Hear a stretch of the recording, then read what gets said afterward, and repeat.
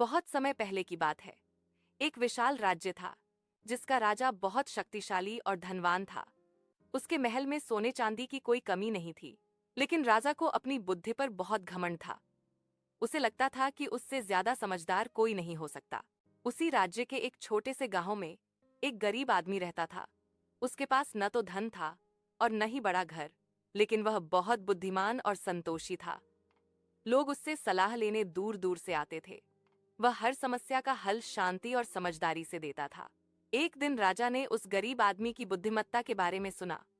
राजा को विश्वास नहीं हुआ कि कोई गरीब आदमी उससे ज्यादा बुद्धिमान हो सकता है। उसने उस आदमी को दरबार में बुलवाया और कहा, अगर तुम सच में बुद्धिमान हो तो मुझे ऐसा उत्तर दो जो मेरी शक्ति से भी बड़ा हो।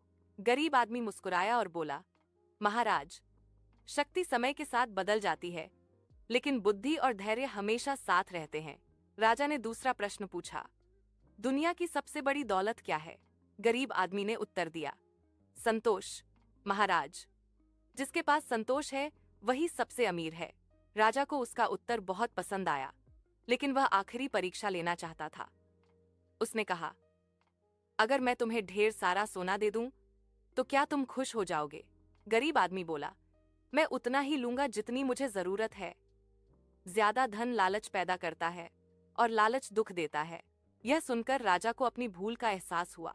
उसने समझा कि सच्ची बुद्धि धन या पद में नहीं, बल्कि सोच में होती है।